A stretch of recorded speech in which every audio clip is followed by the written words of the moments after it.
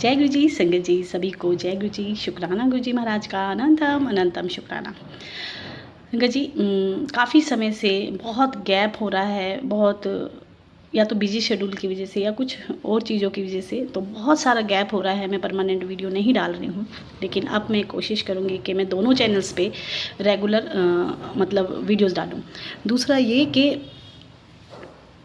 जो नया चैनल है सब तेरा तेरा गुरु जी चैनल पे, उस पर भी मैं कंटिन्यू करूँगी, क्योंकि बीच में वाकई बहुत बिजी होने की वजह से मैं नहीं डाल पा रही हूँ। तो पहले तो माफ़ी। दूसरा ये कि जो भी संगत लाइव करना चाहती है, लाइव टुगेदर मतलब आप होंगे और मैं होंगी और आप अपनी जर्नी शुरू से सुना रहे होंगे और उसमें आप गुरु जी के वो सारे अनुभव एक बार में शेयर कर सकते हो।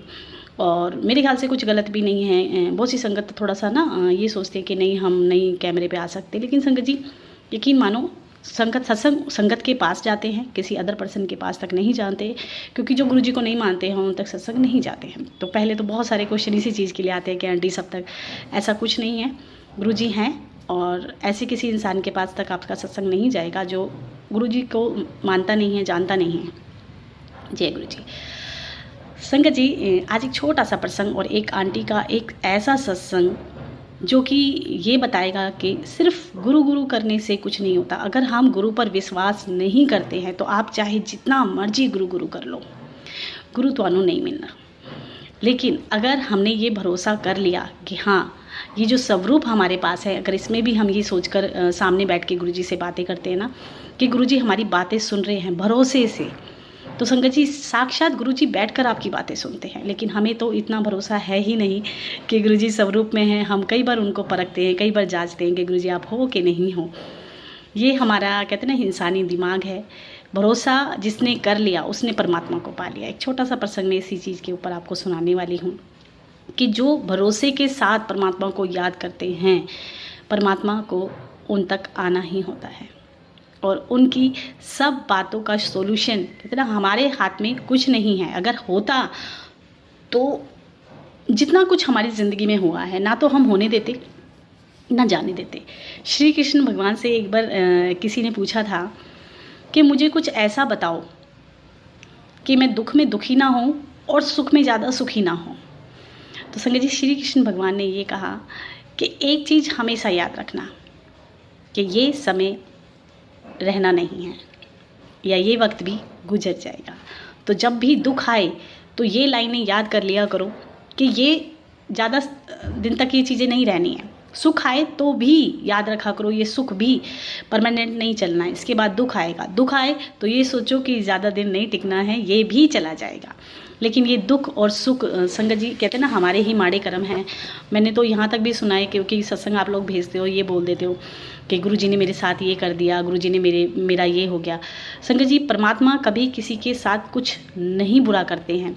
अगर अच्छाई और बुराई है तो वो हमारे कर्मों की है। अगर सामने वाला हमें परेशान कर रहा है तो मतलब वो हमने कर्म ऐसे किए हैं कि वो हमें परेशानी दे पा रहा है। परमात्मा तो हमेशा दया करते हैं और दया करते हुए ही गुरुजी इस धरती पे आए। गुरुजी हमेशा बोलते थे मैनू की लोड़ है इत्थे आके तुहाड़े बीच रहने की।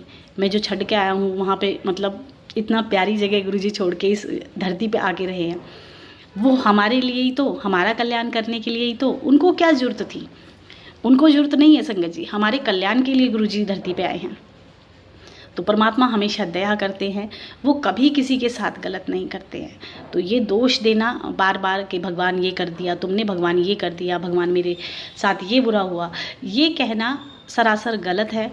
वो हमेशा दया करते हैं, आपको परेशानियों से निकालते हैं और आपका कल्याण करते हैं। परेशानियाँ आपकी कर्मों की हैं, दुख आपके कर्मों के हैं जो आपने बीज बोए थे।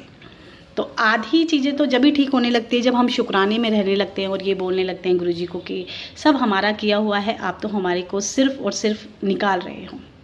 तो शुक्राने में रहो। संगत जी एक प्रसंग ऐसा है कि एक बहुत कहते ना पहले उस टाइम पे बहुत ऊंच नीच होती थी। तो एक भक्त जो कि बड़े अच्छे अच्छे भजन लिखता था, अपने परमात्मा के लिए अच्छी अच्छी चीज़ें लिखता था और उनको गाता था सुर में। और उसका बड़ा मन होता था कि मैं एक दिन जाके मंदिर में अपने परमात्मा के समक्ष बैठकर उन सब चीज़ों को सुनाऊं जो मैं उनके लिए लिखता हूं। कई बार वो लिखता, बड़े ज़ोर ज़ोर से गाता, आते जाते लोग सुनते क्योंकि उसके प्यार में, उसकी आवाज़ में वो भाव होता था परमात्मा के लिए, कि वो ये मतलब मन में भाव रखता था कि मैं जब ये गा रहा हूँ तो इस सृष्टि के कण कण में भगवान है और वो मेरी बात सुन रहे हैं, उन तक ये चीज़ें पहुँच रही हैं। समय बीतता रहा, ऐसे ही वो लिखता रहा, लोगों को सुनाता रहा, परमात्मा के आगे गाता रहा, मन में परमात्मा का वास था और गाता रहा। एक दिन मन करा कि जाके मंदिर में समक्ष बैठ के परमात्मा को मैं वो सब चीज़ें सुनाऊं जो मैं उनके लिए लिखता हूँ या गाता हूँ। मंदिर गया, कुछ लोगों ने द्वार पे ही उनको रोक दिया कि नहीं, तुम अंदर नहीं जा सकते क्योंकि तुम नीची जाति के हो। अब के समय की बात नहीं है, बहुत पुराने टाइम की बात है। उस टाइम पे ये चीज़ें थी। कहते ना, परमात्मा तो कभी ऊंच नीच को मानते ही नहीं है। गुरुजी ने जब तो हमें एक थाली में खाना सिखाया, एक थाली में हम बैठ के लंगर करते हैं, और हम कितना ही मन से इस बात को सोचकर चलें कि नहीं, हम 4 लोग जो जा रहे हैं हम एक साथ बैठेंगे, लेकिन वहाँ डिसाइड करते हैं गुरुजी कि किसके साथ किसको बैठाना है। हम लोग बहुत बार कोशिश करते हैं, बच्चे कोशिश करते थे, शुरू में करते थे, अब तो हमें पता चल गया है कि गुरुजी ऐसे मन में रखते थे कि चारों ना इकट्ठे रहेंगे तो एक ही थाली में लंगर कर पाएंगे। किसी अदर पर्सन को हम नहीं चाहते थे, मतलब दिमाग नहीं था इतना। और गुरुजी वहाँ जाते ही ऐसा कुछ करते थे कि हम चारों अलग अलग लंगर करते थे। आप देखो, तो गुरुजी तो ऊंच नीच इन भेदभाव को मानते ही नहीं है। उनके लिए सिर्फ उनकी संगत है और बहुत प्यारी संगत है जिनको वो प्यार करते हैं। तो उसको मंदिर में नहीं जाने दिया, उसके आंसू निकल गए, और आंसू इस कदर निकले कि जाके मंदिर पूरब की तरफ जैसे मुख होता है, वो मंदिर के पिछली तरफ जाके बैठ गया और बोला कि ये क्या हुआ, मैं आपको इतना प्यार करता हूँ, आप तो मुझे प्रेम ही नहीं करते। आप प्रेम करते तो किसी की हिम्मत नहीं थी जो मुझे रोक देता। आपने रोकवाने दिया तो मैं रुक गया।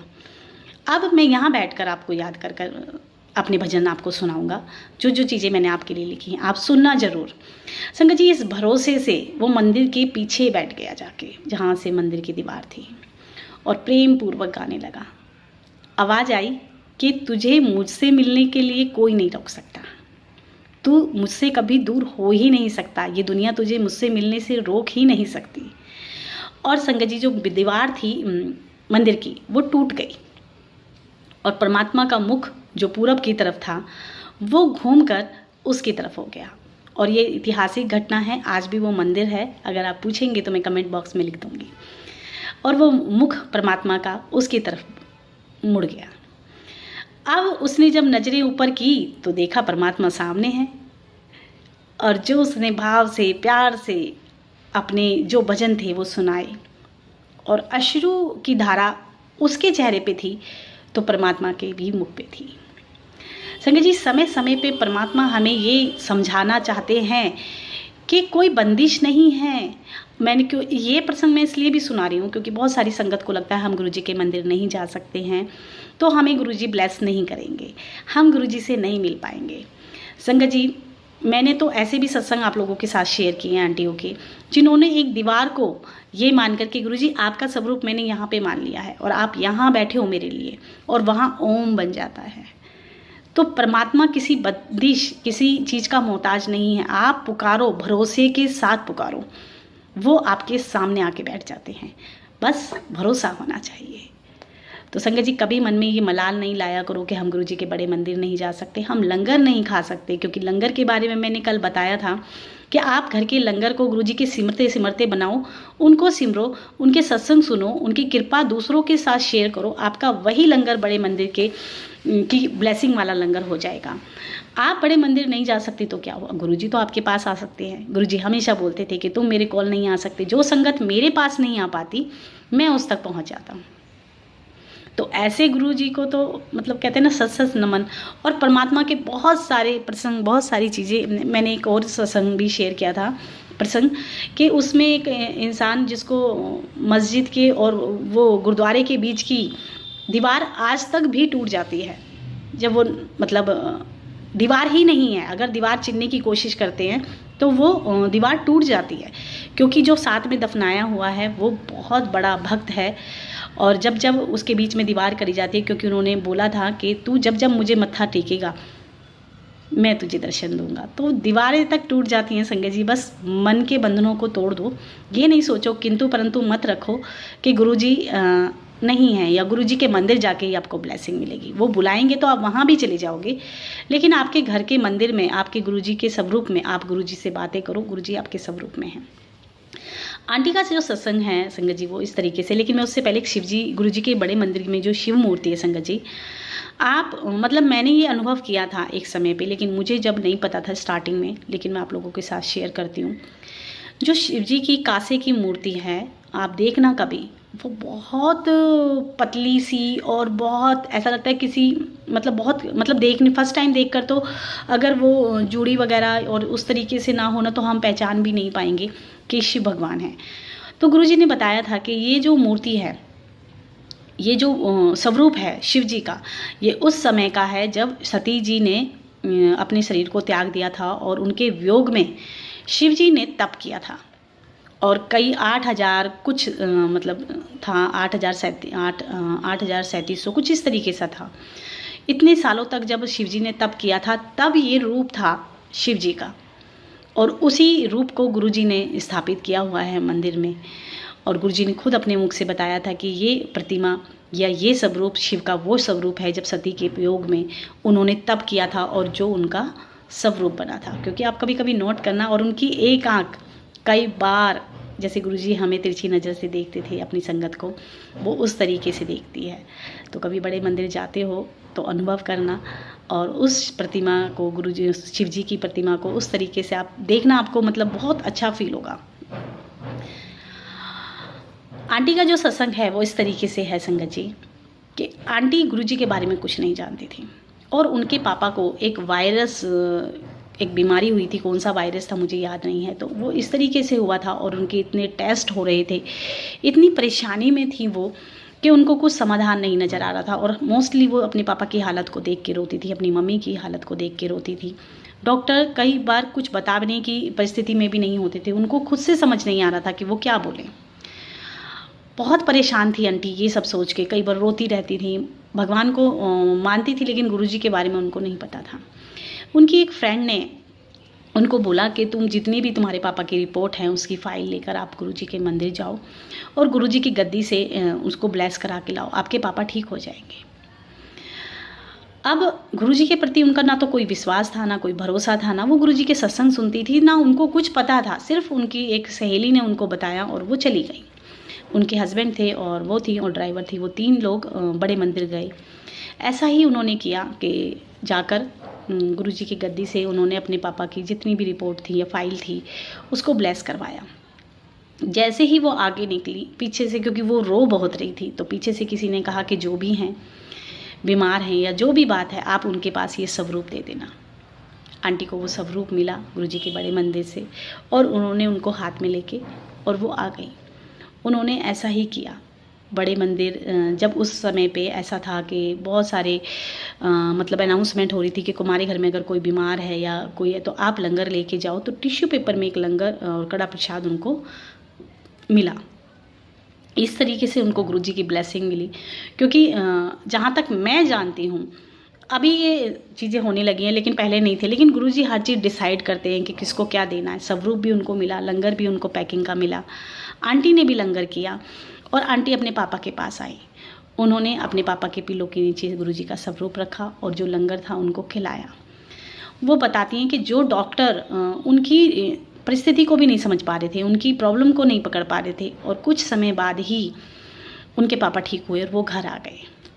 लेकिन अभी भी बोली गुरुजी से मेरा कोई भरोसा नहीं बना था, ना मेरा विश्वास था, ना मैं मतलब कहीं से कहीं नहीं, बस सिर्फ मैं अपने मतलब के लिए गई थी और जो चीज़ें मुझे वहाँ से उन्होंने बताई वो मैंने की और मेरे पापा इस तरीके से ठीक हो गए।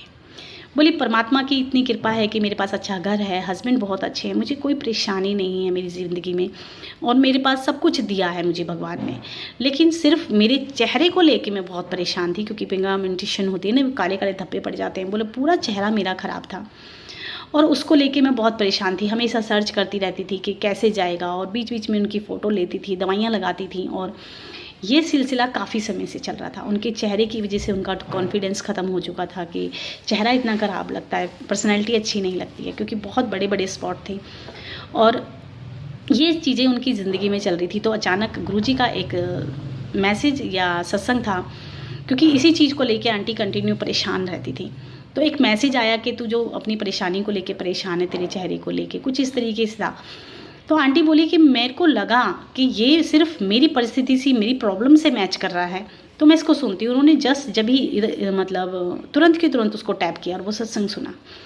अब उस सत्संग में सिर्फ और सिर्फ चेहरे के दाग धब्बों का सत्संग था। उसमें मुल्तानी मिट्टी का लेप था, जो भी था।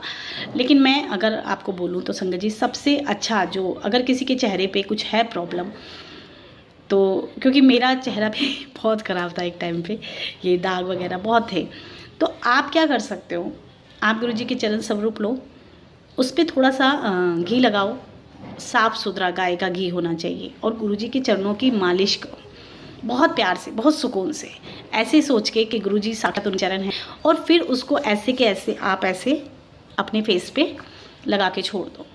आप करके देखो संगत जी, बहुत साफ आपका चेहरा हो जाएगा। आंटी ने तो बहुत कुछ किया क्योंकि गुरुजी ने उनको बहुत कुछ कराया, और बोलती हैं कि गुरुजी जानते थे कि मैं इस परेशानी से जूझ रही हूँ, मेरे साथ ये प्रॉब्लम है, और इसको लेकर ही बहुत सत्संग आए, इतने सत्संग सुने मैंने चेहरे को लेकर, और जो गुरुजी बताते थे उन सत्संग में बताते थे, मैं सब चीज़ें करती थी, क्योंकि गुरुजी कहते ना हर चीज़ को जानते हैं कि किसका विश्वास कैसे बनेगा। तो गुरुजी ने मेरे पास ऐसे सत्संग भेजे जो मेरे चेहरे को लेकर थे या मेरी परेशानी को लेकर थे, और आंटी का धीरे धीरे गुरुजी पर भरोसा हो गया, क्योंकि चेहरा जो था वो पहले से साफ़ सुथरा, जो दवाइयों से नहीं हो रहा था, वो गुरुजी की कृपा से, जल प्रसाद से हो रहा था। तो धीरे धीरे आंटी का भरोसा गुरुजी पे ऐसे बना। अब कुछ समय बाद फिर उनके पापा को टाइफाइड हुआ, उनको हॉस्पिटलाइज होना पड़ा, उनको डॉक्टर गए, वहाँ जाके उनकी हालत ख़राब हो गई जी, फिर उनको वेंटिलेटर पे डाल दिया। अब वेंटिलेटर पे जाने के बाद आंटी फिर घबरा गई और भागी गुरुजी के मंदिर। जब गुरुजी के मंदिर गई वो, क्योंकि 5 दिन उनको वेंटिलेटर पे हो गए थे और डॉक्टरों का कुछ ऐसा कोई रिस्पॉन्स नहीं था कि वो ठीक हो जाएंगे।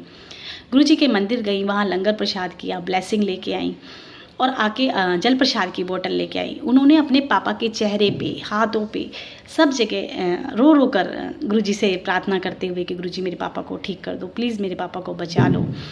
ऐसे करके उन्होंने गुरुजी का जल प्रसाद लगाया। वेंटिलेटर के नीचे कोई जगह होती होगी, वहाँ पे उन्होंने गुरुजी का स्वरूप रखा, गुरुजी का स्वरूप निकाल के अपने पापा के माथे पे लगाया, और गुरुजी से अरदास की कि गुरुजी प्लीज़ इस बार भी मेरे पापा को बचा लो, प्लीज़ बचा लो मेरे पापा को, इस बार भी आप जो बहुत बुरी हालत में हैं इनको निकाल दो, इनको बचा लो। संगत जी, आंटी बताती हैं कि गुरुजी मेरे पापा को दोबारा बचा लिया। जब डॉक्टर कहते हैं ना हार जाते हैं, तो डॉक्टरों के डॉक्टर हमारे गुरुजी हमारा साथ देते हैं, और आंटी के पापा 2 या 3 दिन बाद फिर घर आए, सही सलामत आए। तो कहते हैं ना संगत जी, भरोसा बहुत बड़ी चीज़ है। आप भरोसे के साथ, मन में कोई भी वहम नहीं रखो, भरोसे के साथ जो भी गुरुजी के सत्संग आते हैं, आप सोचो वो क्यों आते हैं। वो इसीलिए आते हैं ताकि आपका भरोसा जो है ना टूटे ना, उस रब पे बना रहे। और जब ये डोज है हमारी गुरुजी के सत्संग, जब हम रेगुलर इनको सुनते रहते हैं तो हमारे भरोसे मतलब बढ़ता रहता है। आप 4-5 दिन ना सत्संग नहीं सुनना, आप खुद से फील करोगे कि आपका गुरुजी की तरफ आपकी पॉजिटिविटी कम हो गई है, आपका उनकी तरफ रुझान कम हो गया है, क्योंकि वो समय फिर आप कहीं और दोगे, और वही समय अगर आप सत्संग में दोगे, गुरुजी की बातों में दोगे, तो आप एक तो बुराई से बचोगे। आंटी बोलती हैं कि मैं गुरुजी की संगत हूँ, और मैंने जब से ये चीज़ जानी है कि मैं गुरुजी की सत्संग हूँ, जब से मैंने चुगली, निंदा, सब चीज़ें छोड़ दी। अगर मेरे से कोई बात भी करता है तो मैं बोलती हूँ कि नहीं, मैं गुरुजी की संगत हूँ। अब मैं पॉजिटिव रहती हूँ हर चीज़ को लेके, चेहरे पे एक ग्लो है, जीवन में शांति है, सुकून है, इस बात का भरोसा है कि गुरुजी हैं और वो हर परेशानी से निकाल लेंगे।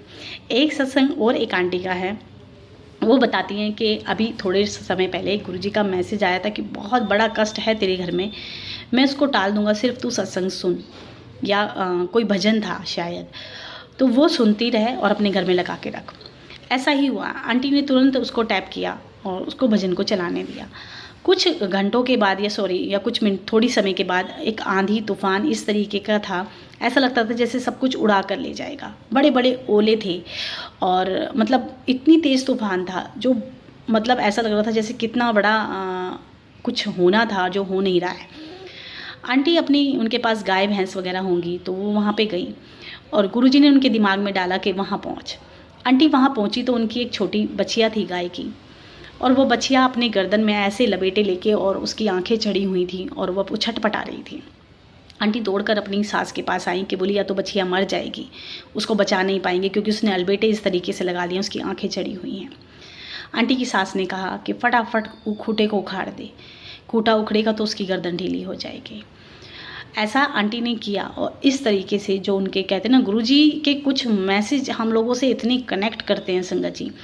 आप ये नहीं सोचा करो कि आपके साथ कुछ बुरा होना है, बुरा होने से रोकने के लिए गुरुजी आपको मैसेज करते हैं, सत्संग सुनवाते हैं, आपकी अंदर वो विश्वास दिलाते हैं। और जब हमारे पास कुछ ऐसे मैसेज कई बार आते हैं कि कुछ होना है और हम डर जाते हैं, तो वो डर जो है हमसे मंत्र जाप कराता है, जो कि हमारे बड़े कष्ट को छोटे में काट देता है। गुरुजी आपके संग हैं, हमेशा अंग संग हैं, हमेशा अंग संग सहाय है।